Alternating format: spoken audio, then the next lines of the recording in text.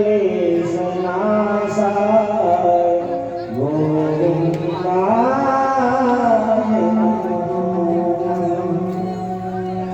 कृष्णाय वासुदेवाय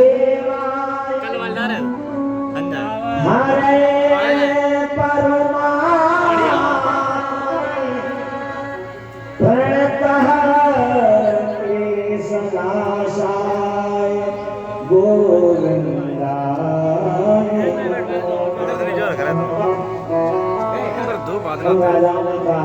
हे कृष्ण हे गोविंद हे वासुदेव, आपने हमारे ऊपर बड़ी कृपा की है। आपने इस बड़े संकट से हमें निकाला है, मुझे बंधन किया है। हम सब मिलकर के आपको प्रणाम करते हैं। गोविंदाय नमो नमः। बोलिए गोविंद भगवान की जय। श्री राधेश्याम। और ये भागवत का संपुट भी है, संपुट भी है। जैसे आप लोग जो रामायण का पाठ कराते हैं, सीता का पाठ करवाते हैं, तो किसी ना किसी चौपाई का एक संपुट बनाते हैं। इसी प्रकार ये जो मंत्र है, ये भागवत जी का संपुट है। जब ब्राह्मण लोग भागवत जी का पाठ करते हैं और जब अध्याय पूर्ण होता है तो यही मंत्र बोला जाता है। श्रीमद् भागवत महापुराणे पारमहंस्यायां संहितायां दशम स्कंदे उत्तरार्ध है।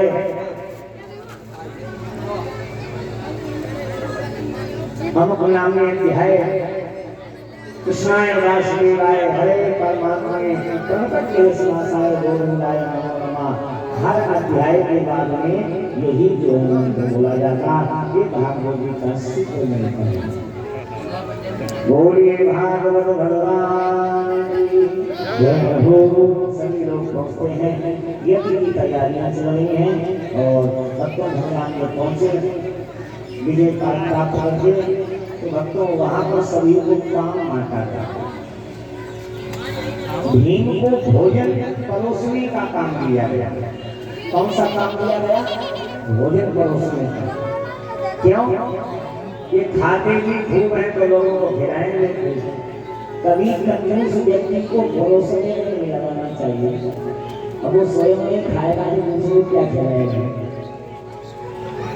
कोई व्यक्ति कान से कहेगा, उसको ऊंचा सुनाई नहीं तो उसे आप बात करो तो बहुत तेजी से बात करेगा। वो समझेगा हमें सुनाई नहीं देता तो उसे भी सुनाई नहीं देता होगा।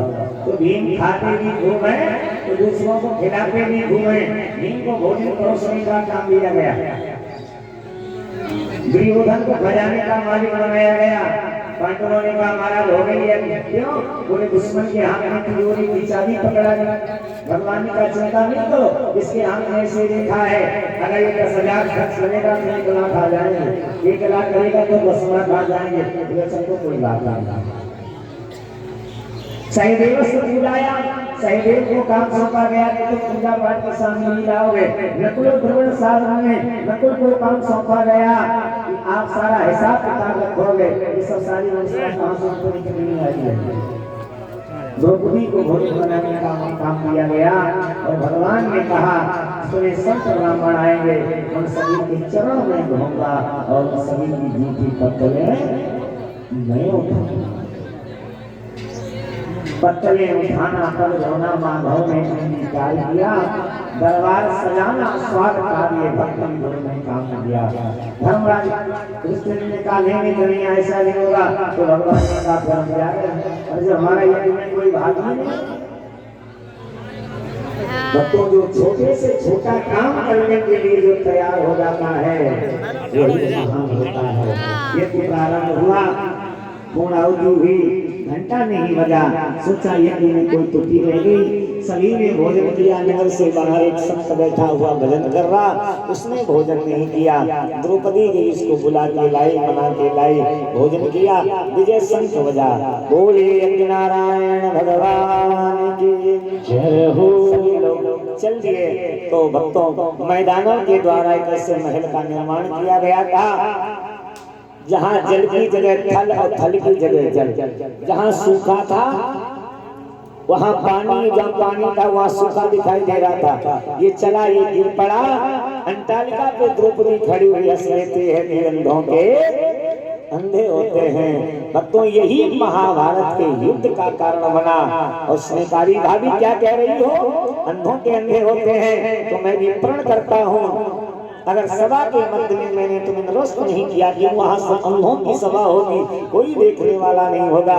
पांडवों के अंदर एक विषम था जुआ खेलने का, और भक्तों पांडव सब कुछ हार गए। द्रौपदी को भी दांव पे लगा दिया। और ये दुशासन जिस समय द्रौपदी को लेने चलता है, द्रौपदी ने कहा भी आज रहने में जाने योग्य नहीं हूँ। खींच करके लाया, देखा धर्म के बड़े बड़े ठेकेदार बैठे हुए हैं, 5-5 पति सर को झुकाए हुए बैठे हैं। द्रौपदी ने विचार किया, अब मेरी इस परमात्मा के सिवा कोई रक्षा करने वाला नहीं है।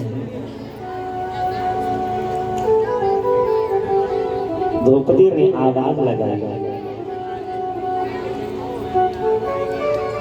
देखा चहोर अंधेरा है, आशा टूटी उजड़ा,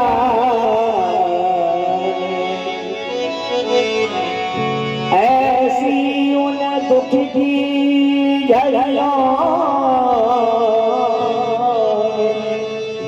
सुध आई मुरलिया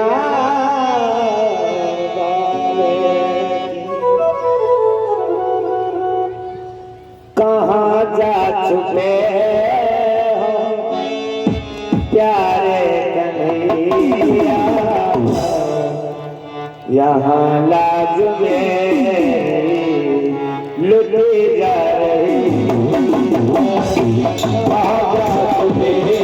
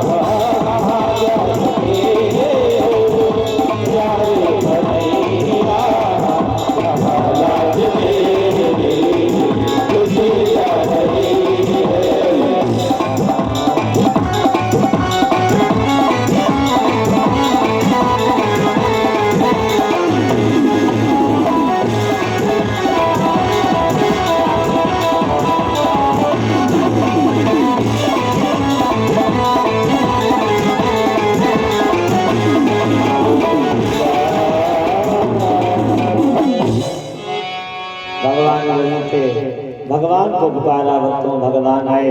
भगवान ने ऐसा अपना तारतम्य जोड़ा कि दुशासन ये समझ ही नहीं पा रहा है। भगवान का एक वस्त्रावतार हो गया। नारी बीच साड़ी है कि साड़ी बीच नारी है, कि नारी ही की साड़ी है कि साड़ी ही की नारी है। बोले भक्त और भगवान की जय हो। श्री राधेश्याम। भगवान अपना उधार किसी पे नहीं रखते। कल हम भोजन करने गए परीक्षित जी के यहाँ, तो वहाँ ऐसे ही चर्चा होने लगी।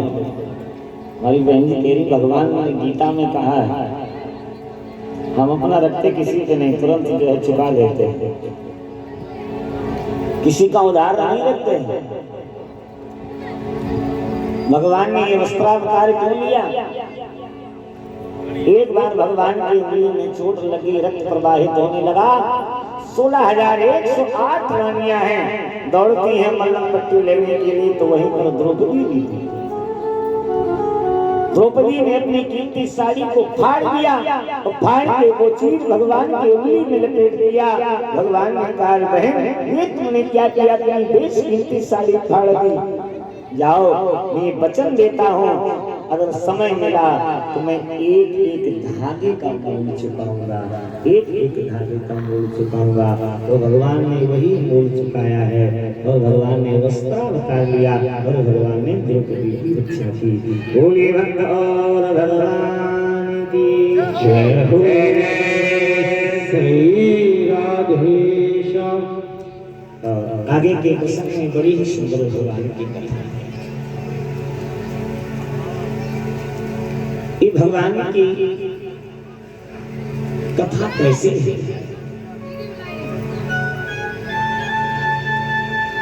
मंगल करण कलमल हरण तुलसी कथा रघुनाथ।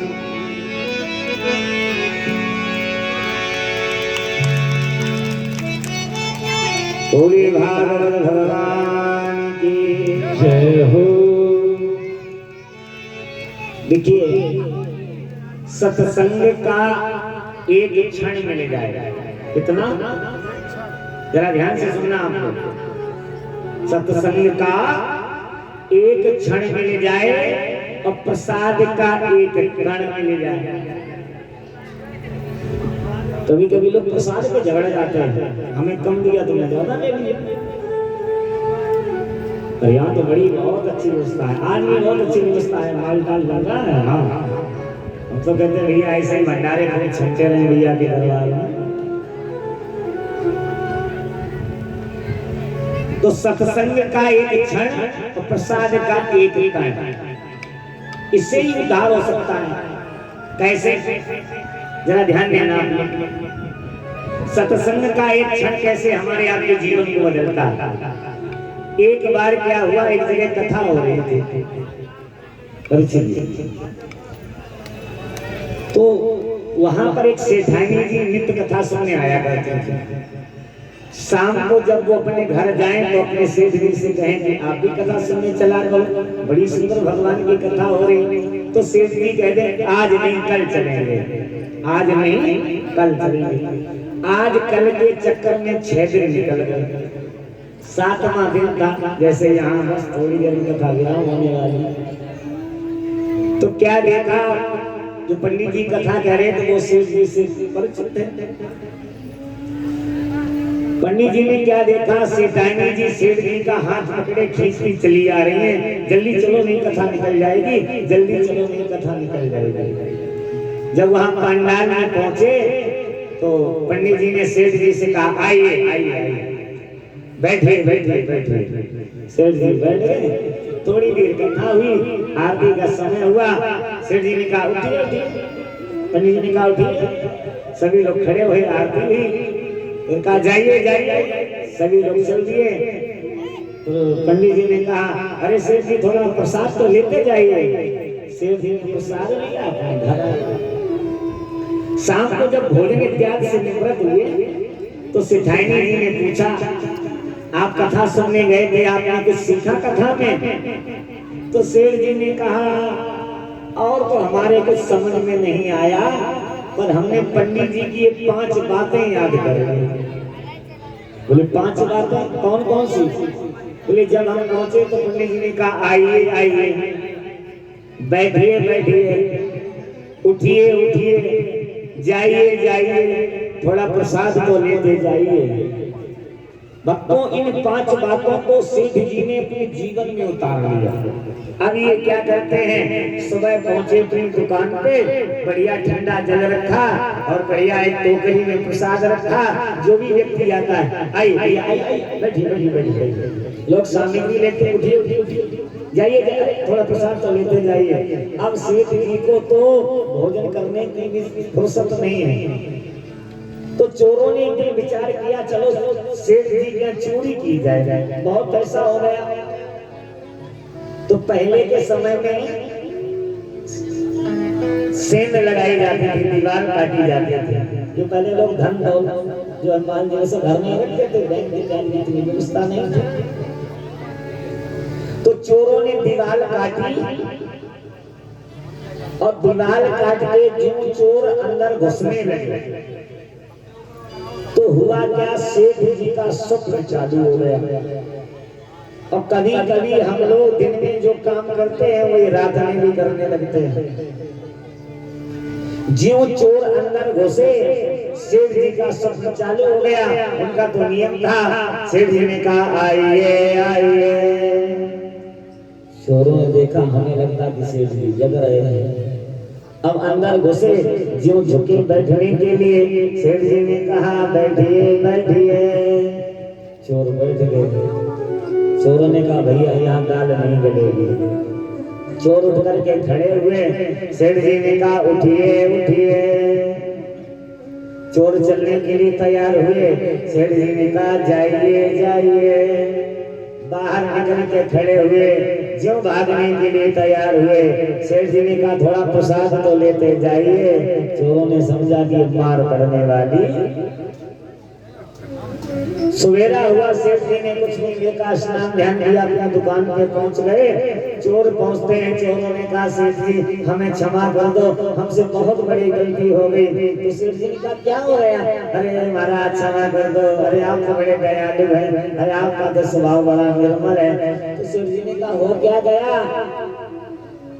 अरे रात में जब हम आपके यहाँ चोरी करने गए थे, आपने कहा आइए आइए, बैठिए बैठिए, उठिए उठिए, जाइए जाइए, थोड़ा प्रसाद तो लेके जाइए। सेठ जी ने अब तो हाथ जोड़ करके भागवत भगवान को धन्यवाद किया। धन्य है भगवान की कथा। अगर मैं कथा सुनने ना गया होता, तो ये 5 बातें याद ना की होती, तो आज मेरा सर्वस्व चला जाता। बोलिए भागवत भगवान की जय हो। तो सत्संग का एक क्षण मिल जाए, प्रसाद का एक कण मिल जाए। एक घड़ी आदि घड़ी आदि में पुण्यात, और तुलसी संगत साधु की हरे को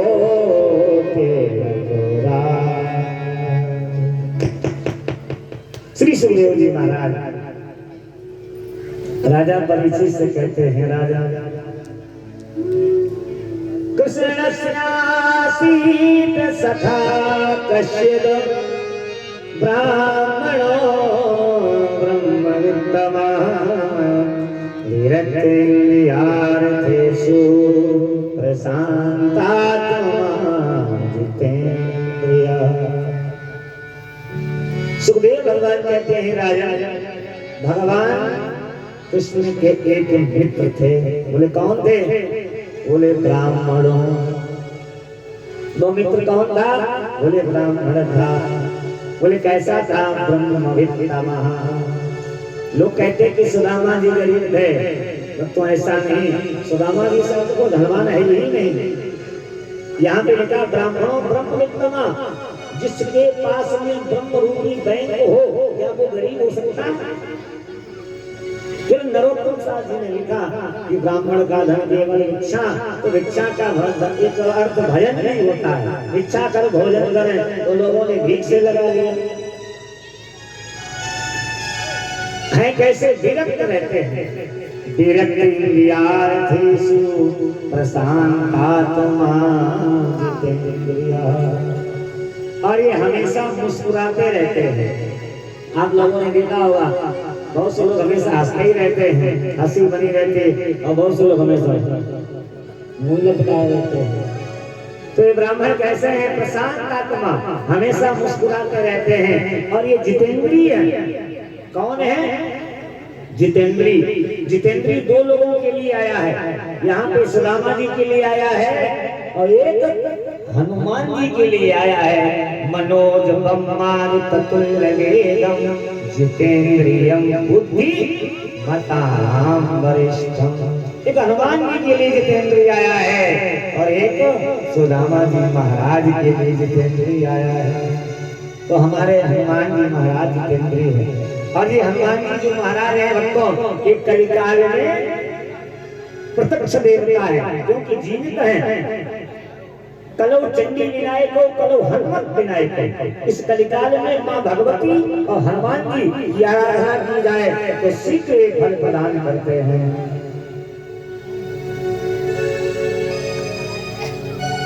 इस समय आप लोग चमत्कार देखिए गए हैं बागेश्वर बालाजी महाराज।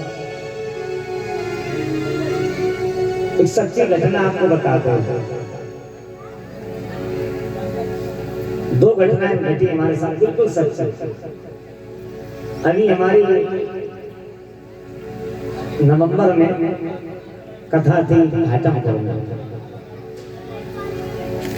और जब हम वहाँ घाटमपुर कथा कराने के लिए गए तो मान जी थे, उन्होंने कहा महाराज जी हम चित्रकूट में राम कथा करा रहे हैं तो आप आना। हमने कहा ठीक है।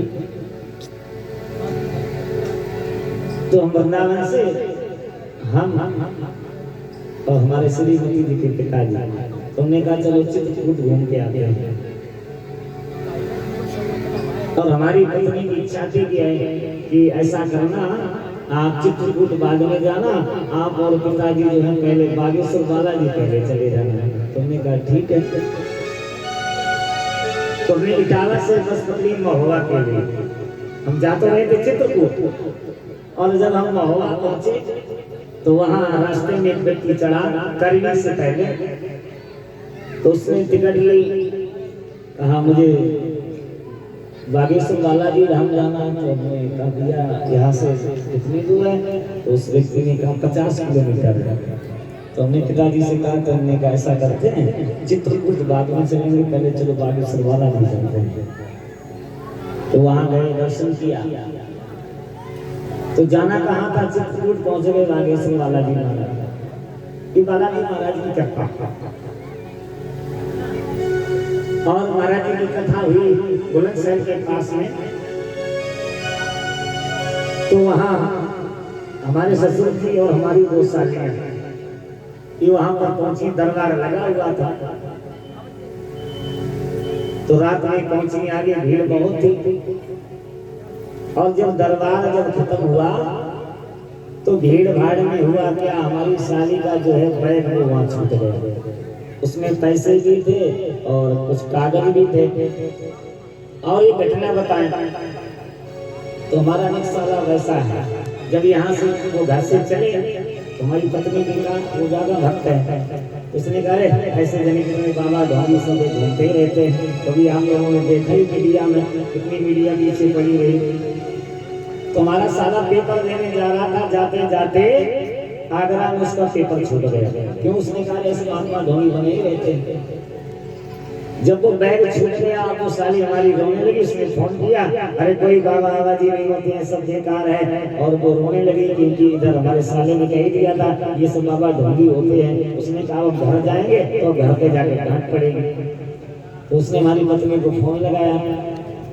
तो हमारी पत्नी ने कहा नहीं आप चिंता न करो, तुम्हारा बैग मिल जाएगा। तो आप लोगों ने देखा कि लाखों की संख्या में, 10 लाखों की भीड़।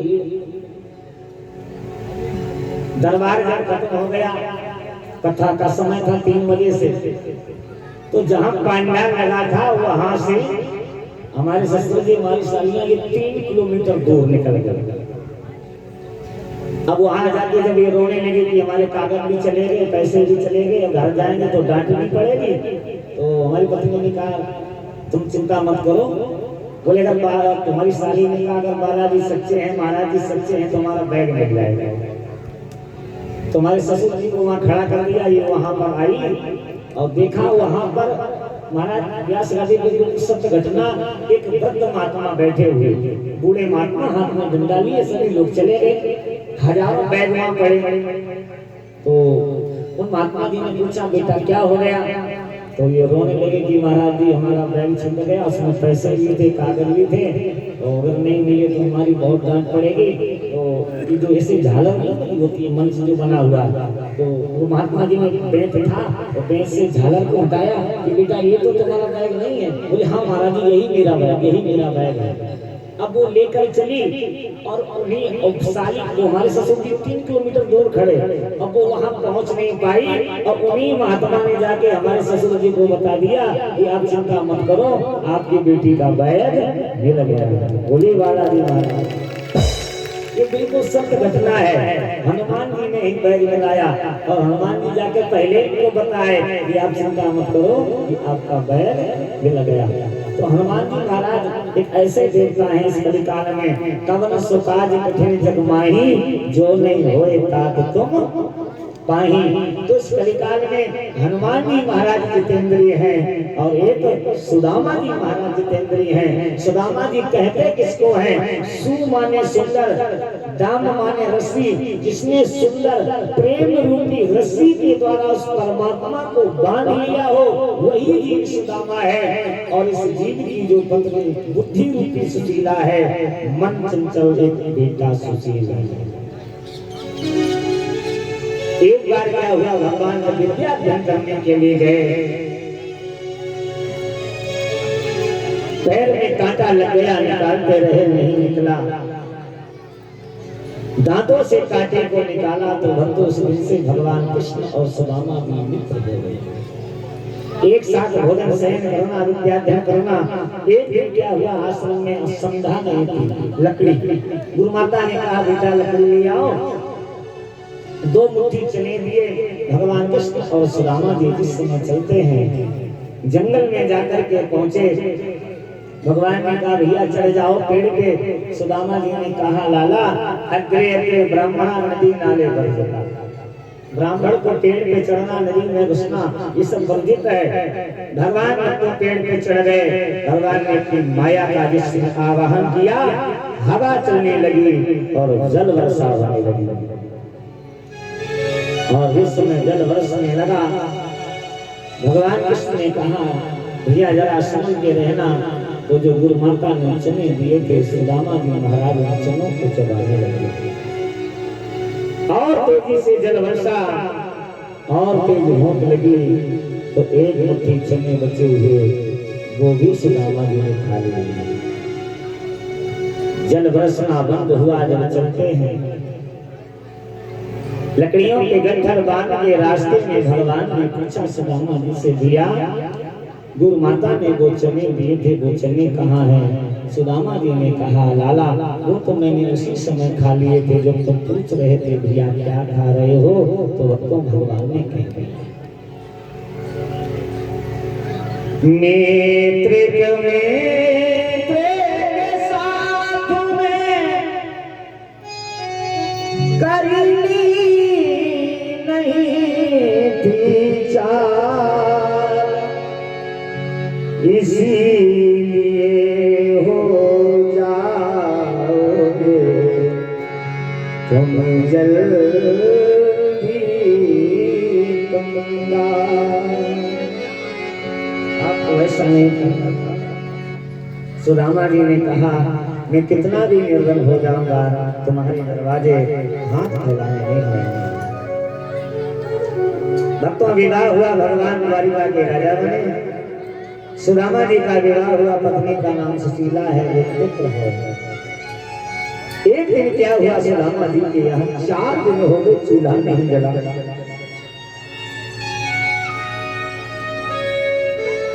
सुशील ने कहा माँ 4 दिन हो गए मुझे भोजन नहीं मिला है। सुशीला ने कहा बेटा तुम्हारे पिताजी शाम को लेकर आएंगे, मैं जरूर दूंगी। सुदामा जी खाली हाथ लौट आए। सुशीला ने गर्म पानी किया, थपकी मार के सुशील को सुला दिया। सवेरा हुआ, सुदामा जी फिर चले जाते हैं। सुशील ने कहा माँ अब मैं पढ़ने नहीं जाऊंगा। क्यों? उससे चला नहीं जाता। आज 5 दिन हो गए मुझे भोजन नहीं मिला। सुशीला ने कहा बेटा जाओ, रास्ते में जो बाग है वहां तुम्हारे चाचा जी रहते हैं, तुम उनके चाचा से भोजन मांग लेना। सुशील आया और सुशील ने भक्तों आवाज लगाई, चाचा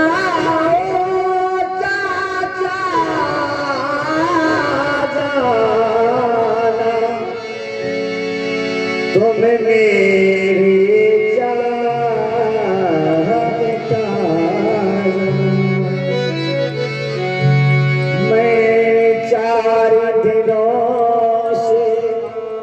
भूखा हूँ चाचा जी भोजन दे चाचा चाचा चाचा कहते सुशील ने आवाज लगाई भक्तों भगवान प्रकट हो जाते हैं। बढ़िया सुंदर का काल है, सुंदर भोजन है। सुशील को देखा, भगवान ने कहा बेटा मैं आ गया हूँ, लो भोजन कर लो। सुशील ने देखा भगवान को हीरा पन्ना जवाहरात मणियां पड़ी हुई है, सुंदर भगवान वस्त्र पहने हुए हो। सुशील ने कहा हाँ मेरे चाचा नहीं हो, नहीं मैं तुम्हारा चाचा हूँ। तो मेरे पिता के साथ आपने अन्याय किया है। मेरे पिता के पास रहने को घर में, खाने को, भोजन में, पहनने को वस्त्र नहीं। भगवान ने कहा लाला तुम्हारे पिता का सब कुछ मेरे पास रखा है, पर वो लेने नहीं आते। क्यों? सुदामा जी ने कहा था मैं कितना भी निर्धन हो जाऊंगा पर तेरे दरवाजे कभी हाथ नहीं फैलाऊंगा। क्यों? व्यक्ति को कभी अपना स्वाभिमान नहीं त्यागना चाहिए। घर में भले ही आप सूखी रोटी खाइए, बाहर के लिए मुंह पर